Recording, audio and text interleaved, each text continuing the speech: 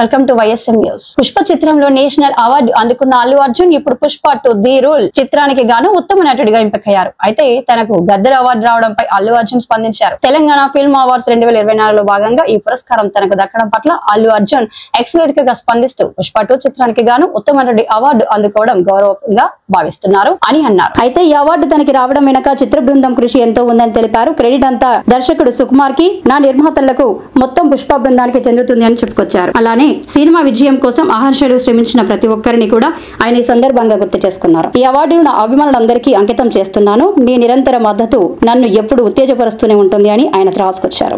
అయితే రేవంత్ రెడ్డి చేతుల మీదుగా అవార్డు అందుకోవడానికి అల్లు అర్జున్ వస్తారా రారా అన్నది ఇప్పుడు సోషల్ మీడియాలో చర్చనీయాంశంగా మారింది. పుష్ప 2 విడుదల సమయంలో సంధ్య థియేటర్ తొక్కిసలాట ఘటనకు సంబంధించి అల్లు అర్జున్ అరెస్ట్ చేయడం, ఆ తర్వాత నుండి రేవంత్ రెడ్డి వర్సెస్ అల్లు అర్జున్ గా పరిస్థితి మారిపోవడం మనం చూసాం. జూన్ 14న గద్దర్ అవార్డులు ప్రదానం చేయనున్నట్లు తెలిపారు. అయితే ఆ అవార్డులలో బెస్ట్ యాక్టర్ గా పుష్ప 2 చిత్రానికి గాను అల్లు అర్జున్ ఎంపిక కాగా, ఈ ఫిల్మ్ అవార్డుల ప్రదానోత్సవానికి సీఎం రేవంత్ రెడ్డి ముఖ్య అతిథిగా హాజరు కానున్నారు. మరి ఈ వేడుకను బెస్ట్ యాక్టర్ గా నిలిచిన అల్లు అర్జున్ హాజరవుతారా అన్నది చర్చనీయాంశంగా మారింది. కాగా పుష్ప సినిమాకు సంబంధించిన ఈవెంట్ లో సీఎం రేవంత్ రెడ్డి పేరును అల్లు అర్జున్ మర్చిపోవడంతో రేవంత్ రెడ్డి కక్షపూరితంగా అరెస్ట్ చేయించారని కొందరు ఆరోపించారు. అసెంబ్లీ వేదికగా సైతం అల్లు అర్జున్ తీరును సీఎం రేవంత్ రెడ్డి తప్పుపట్టారు. అల్లు అర్జున్ బాధ్యతారహితంగా వ్యవహరించాడని ఆరోపించారు.